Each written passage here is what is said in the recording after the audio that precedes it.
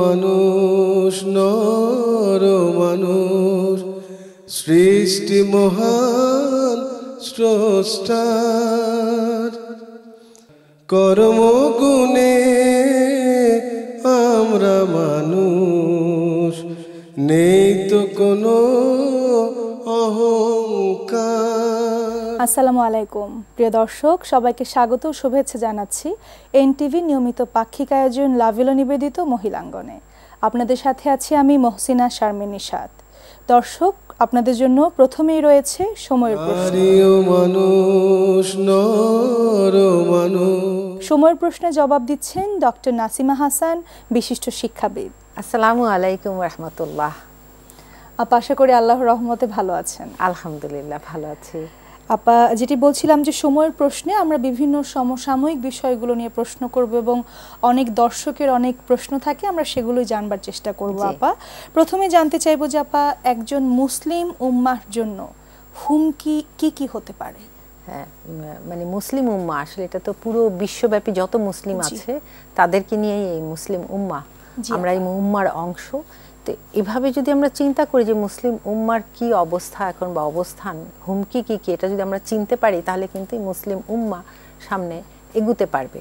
তো প্রথম যেটা আমি বলবো যে পারিবারিক বিপর্যয় এবং পারিবারিক ভাঙন, এটা কিন্তু তাদের জন্য হুমকি। কেননা পরিবার যদি বিপর্যস্ত হয় তাহলে কিন্তু সেই পরিবারের মানুষগুলো সঠিক মুসলিম হিসাবে গড়ে তোলা কঠিন হবে, গড়ে ওঠা কঠিন হবে, তাদের ঈমান নিয়েও কিন্তু সমস্যা হতে পারে।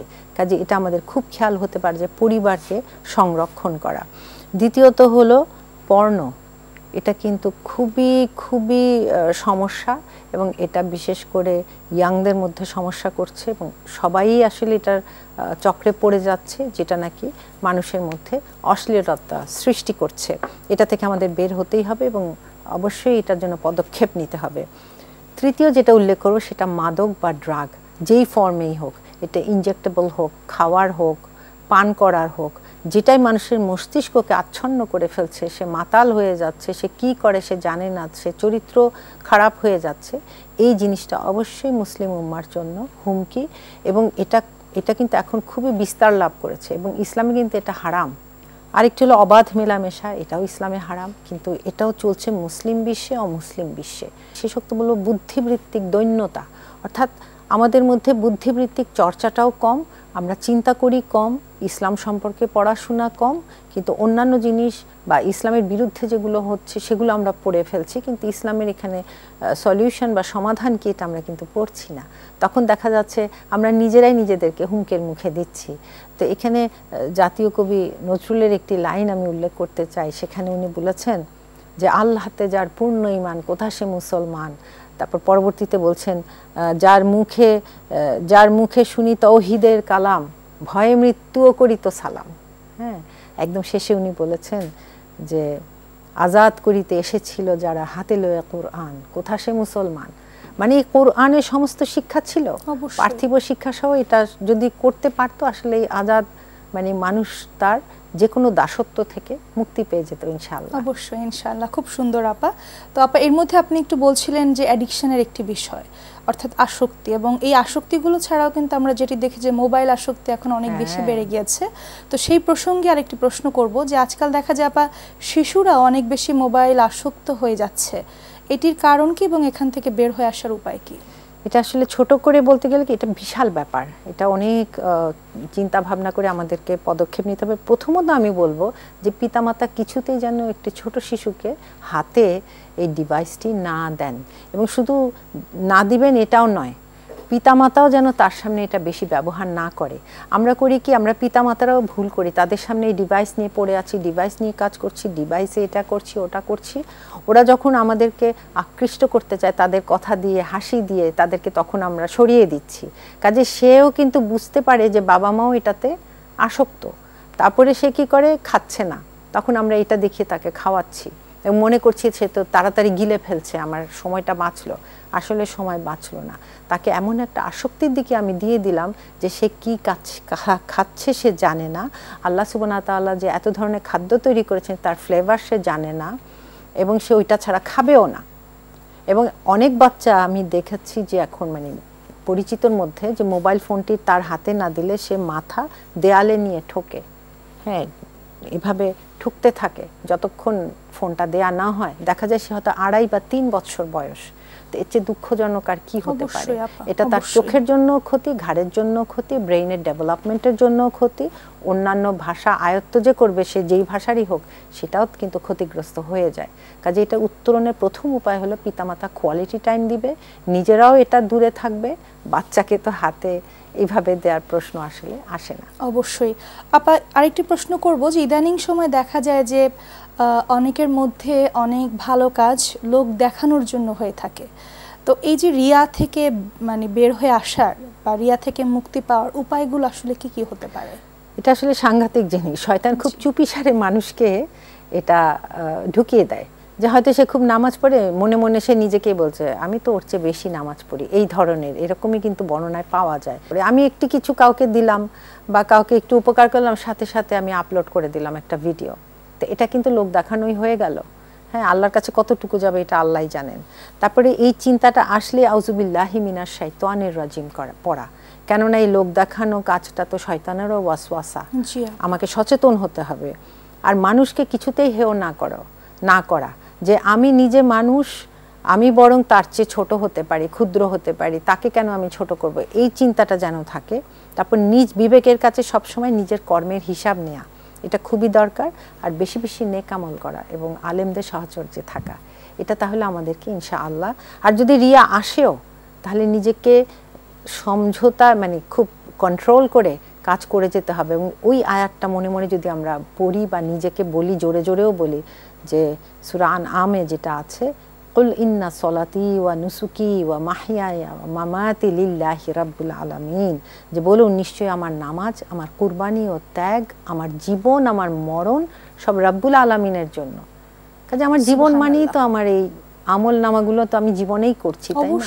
মৃত্যু চলে আসলে তো আর পারবো না। কাজে লোক দেখানোর কোনো অর্থই হয় না। অবশ্যই অবশ্যই আপা, আমরা জানি যে কুরআন যেখানে আমাদের সকল জীবন বিধান সবকিছু ওখানে লিপিবদ্ধ রয়েছে, তো সেখান থেকে জানতে চাইবো যে কুরআন পড়ায় মনোযোগ বাড়ানোর উপায় কি আপা? হ্যাঁ, বেশ কিছু উপায় আছে। তো ছোট্ট কিছু বলি যেগুলো আমাদের মনকে অনেক স্পর্শ করবে। প্রথম তো আউযুবিল্লাহি মিনাশ শাইতানির রাজিম, কেননা এই সময় শয়তান এসে উপস্থিত হয়। আউযুবিল্লাহ পরে শয়তানের প্ররোচনা থেকে আল্লাহর কাছে আমাদের আশ্রয় নিতেই হবে। তারপরে সেটা কি, যে বুঝে বুঝে পড়া অর্থ সহ, কারণ আমরা তো আরবি বুঝি না, অথবা আরবি কিছু শব্দ শিখে নিলাম, সেই শব্দ সহ আমি অর্থ মিলিয়ে মিলিয়ে পড়লাম, এটা কিন্তু মনটাকে অনেক টাচ করে। তৃতীয় আরেকটি জিনিস সবসময় নিজেকে বলা, এটা কিন্তু আল্লাহর কালাম, আল্লাহ আমার সাথে কথা বলছেন, এটা ওনার ভাষণ। একজন স্কলার এভাবে বলেছেন যে যখন তুমি কোরআন পড়বে এভাবে আঙ্গুল দিয়ে আয়াতটা টাচ করে করে বলবে এটা আল্লাহর আয়াত, এটা আল্লাহর আয়াত। মানে যখন উনি এটা বলছিলেন না, আমার একটা শিহরণ হচ্ছিল যে এই সেন্সটা নিয়ে তো সবসময় আমরা পড়ি না। উনি বলছিলেন যে তুমি এটা বলবে, নিজেকে বলবে যে এটা আল্লাহ দ্বারা নাজিলকৃত আয়াত। আমরা তো ভুলে যাই, কারণ বই আকারে চলে এসছে, যখন খুশি খুলছি পড়ছি।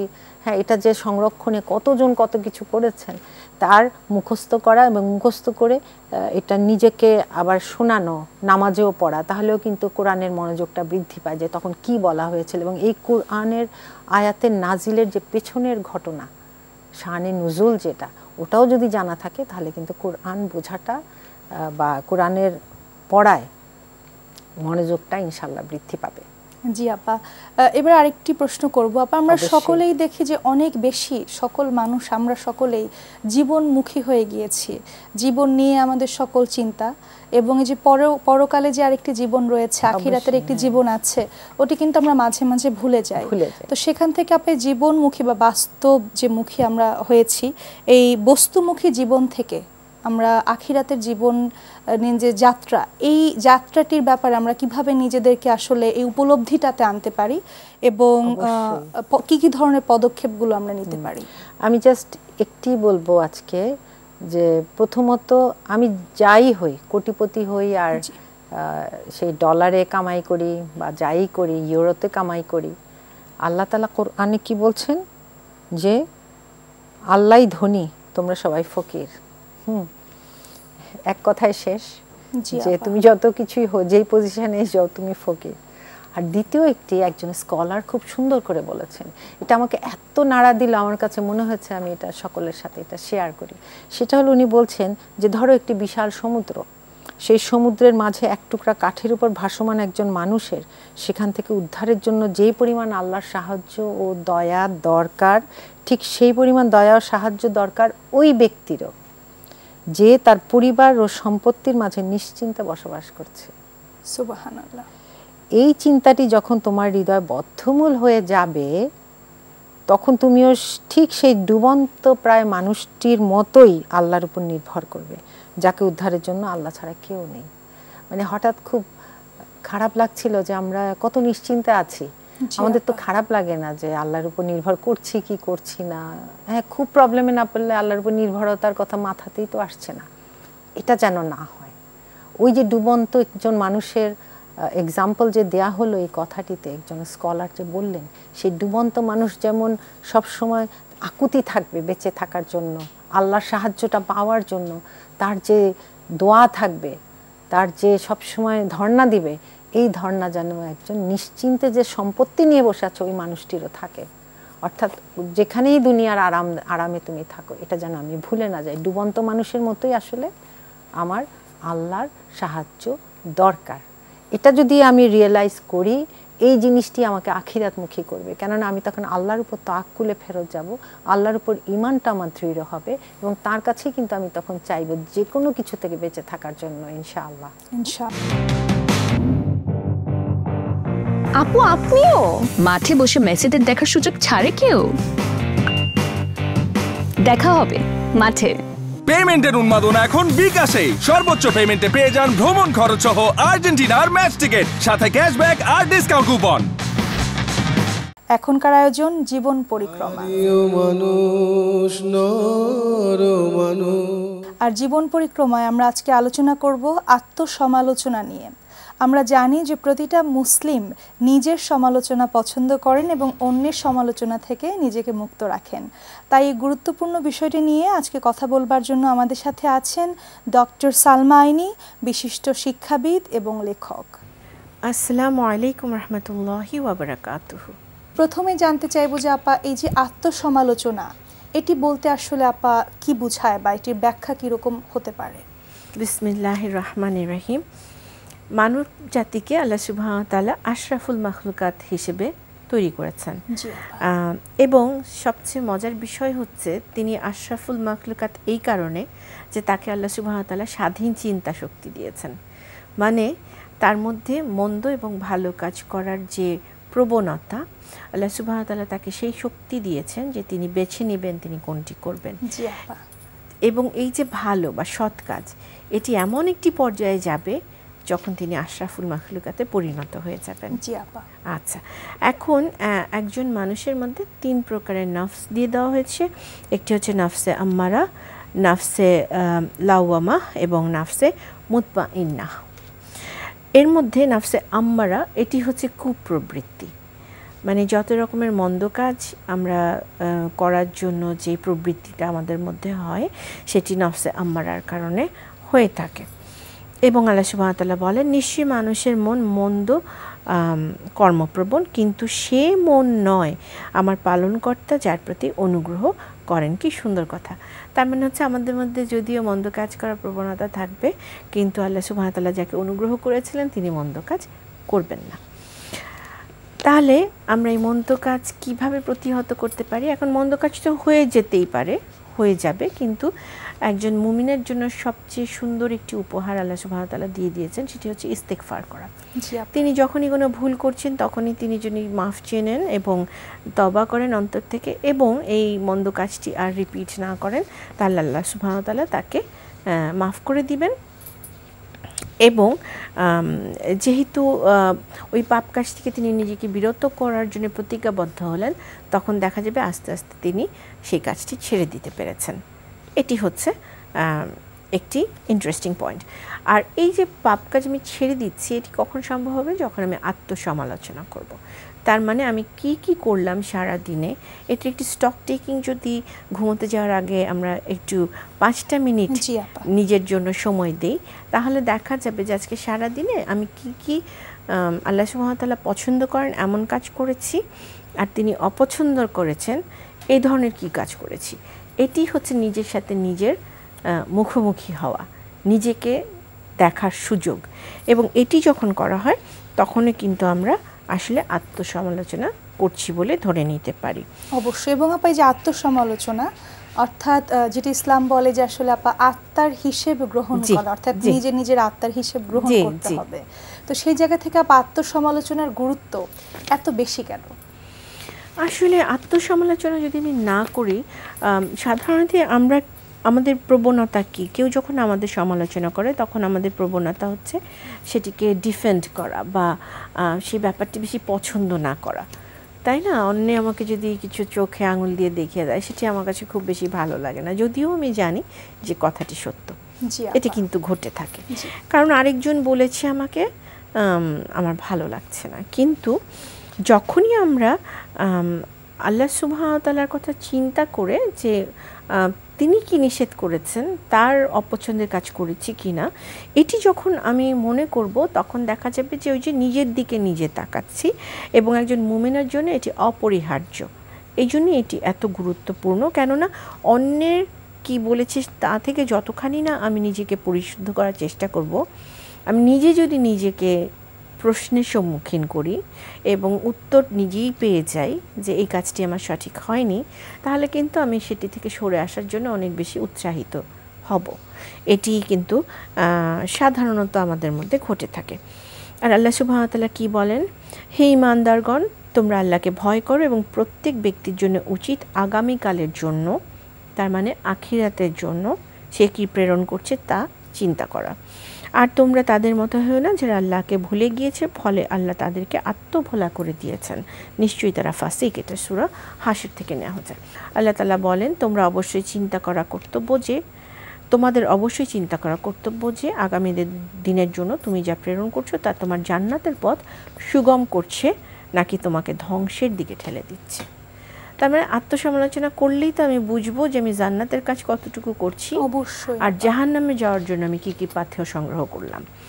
আমার ভেতরে যদি ইমানের সেই দৃঢ়তা এবং আল্লাহ তাআলাকে ভয় করা এবং ভালোবাসার যে ব্যাপারটি রয়েছে সেটি যদি চলে আসে, তাহলে একজন মুসলিম কিন্তু দিনে দিনে দিনে দিনে জান্নাতের দিকেই অগ্রসর হবেন, এবং এটিই তার আলটিমেট গোল, এটিই তার সাফল্য। আল্লাহ সুবহানাহু ওয়া তাআলা বলেছেন যে জান্নাতবাসী হলো তারই মহা সাফল্য। তা আত্মসমালোচনা না করলে আসলে আমি তো নিজেকেই চিনতে পারবো না যে আমি ঠিক কোনখানে আমি দাঁড়িয়ে রয়েছি, আমি কোন অবস্থাতে আমি পৃথিবীতে বসবাস করছি। কাজেই এই কারণে আত্মসমালোচনা করা অত্যন্ত গুরুত্বপূর্ণ। অবশ্যই আপা, এবং শুরুতেই যেটি বলছিলাম যে আপা, যে আত্মসমালোচনা এই যে একটি সুন্দর নিয়ম, এটি যদি পরিচর্যা করা যায় সেক্ষেত্রে একটি সুন্দর সমাজ তৈরি করা যায়। এবার জানতে চাইবো যে আত্মসমালোচনা যদি সমাজে প্রতিষ্ঠিত হয় তবে একটি সমাজ, দেশ আসলে কিভাবে উপকৃত হতে পারে? একটি সমাজ এবং দেশ তো আসলে ইন্ডিভিজুয়ালের দ্বারাই তৈরি। মানে আমরা প্রত্যেকে ইন্ডিভিজুয়ালি যখন আমরা একটি ভালো কাজ করি তখন এটির উপকারিতা একটি সম্মিলিত রূপ পায়, মানে সবার জন্য এটি ভালো একটি খবর নিয়ে আসে। তো নিজের দোষ ত্রুটি যখন নিজের সামনে প্রকাশ করব আমরা, এবং আমরা সেটি জানার পরে তা থেকে দূরে সরে আসার চেষ্টা করব, তখন কি হবে, আমার হৃদয় ভালো কাজের প্রতি আকৃষ্ট হবে, মন্দ কাজ থেকে এটি দূরে চলে যাবে। তারপরে হচ্ছে আত্মসমালোচনা দিনের উপর দৃঢ়তা অর্জনের জন্য এটি কার্যকরী মাধ্যম যা মানুষকে আল্লাহর দরবারে মুহসিন ও মুখলিস বান্দাদের অন্তর্ভুক্ত করে। তাহলে আমরা এই পৃথিবীতে তো বেনিফিট পাচ্ছি যার দ্বারা সবাই উপকৃত হবে, সমস্ত সৃষ্টিকুল উপকৃত হবেন, একই সাথে আমি আমার নিজের জন্য পাথেয় তৈরি করে ফেলছি আখিরাতের জন্য। তারপরে হচ্ছে আত্মসমালোচনার মাধ্যমে মানুষ কি করে, আল্লাহর নিয়ামত সমূহ, অধিকার সমূহ জানতে পারে।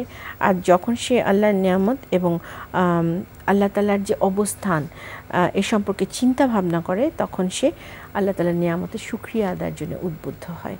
কারণ যত বেশি আমি নিজের দিকে তাকাচ্ছি তত আমি আল্লাহর সাথে দৃঢ়তার সাথে তার দিকে এগিয়ে যাচ্ছি। এভাবে আত্মসমালোচনা আসলে জীবনের লক্ষ্যকে সবসময় সজীব রাখে। মানে একটি গোল থাকে, তো সেই গোলের দিকে যাওয়ার জন্য আমাকে একটি চালিকা শক্তির প্রয়োজন হয়, এবং সেই চালিকা শক্তি একটি বড় অংশ হচ্ছে আত্মসমালোচনা। আত্মসমালোচনা করার সঠিক পদ্ধতি কি হতে পারে যেন যিনি সমালোচিত হন অন্যের দ্বারা সেটিও গৃহীত হয় এবং নিজের সমালোচনাও যেন নিজে করতে পারেন?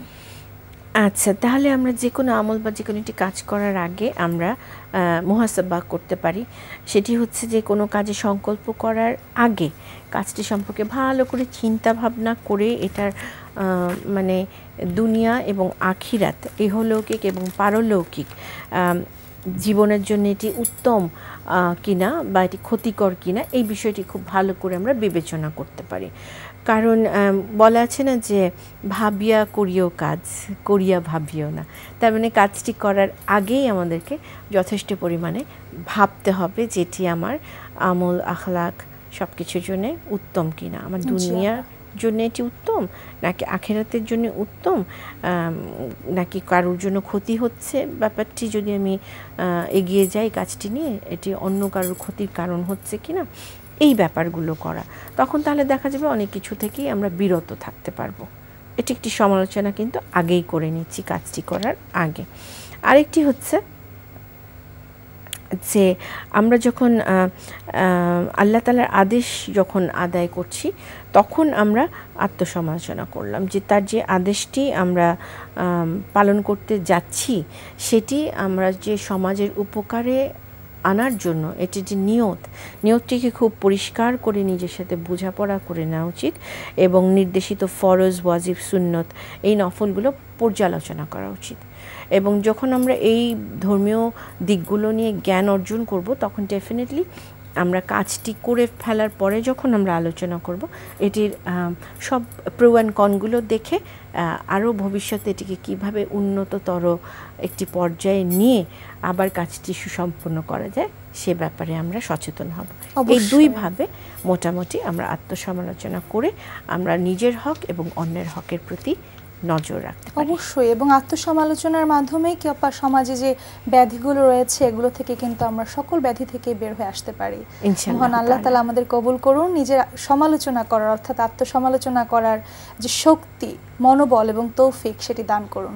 আপনাকে অনেক ধন্যবাদ আপা এত সুন্দর করে এই বিষয়টি সকলের সামনে তুলে ধরবার জন্য। আলহামদুলিল্লাহ রাব্বিল আলামিন, আপনাকেও অনেক অনেক শুকরিয়া।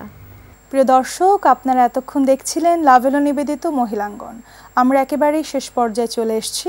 আপনারা পৃথিবীর যে কোনো প্রান্ত থেকে মহিলাঙ্গন আবারও দেখতে চাইলে ভিজিট করতে হবে এনটিভির ওয়েবসাইটে www.ntvbd.com। এছাড়াও আপনারা ভিজিট করতে পারেন এনটিভির ভেরিফাইড ফেসবুক পেজ এবং ইউটিউব চ্যানেলটিও। প্রিয় দর্শক, আপনারা আপনাদের মতামত পরামর্শ আমাদেরকে জানাতে পারেন চিঠি লিখে এই ঠিকানায়।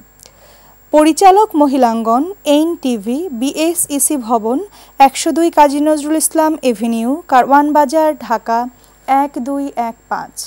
প্রিয় দর্শক, আজকের মতো বিদায় নিচ্ছি। মহান আল্লাহ তাআলা আমাদেরকে সুন্দর রাখুন, সুস্থ রাখুন এবং আত্মসমালোচনা করবার তৌফিক দান করুন। আসসালামু আলাইকুম। স্রষ্টার কর্মগুণে আমরা মানুষ, নেই তো কোনো অহংকার।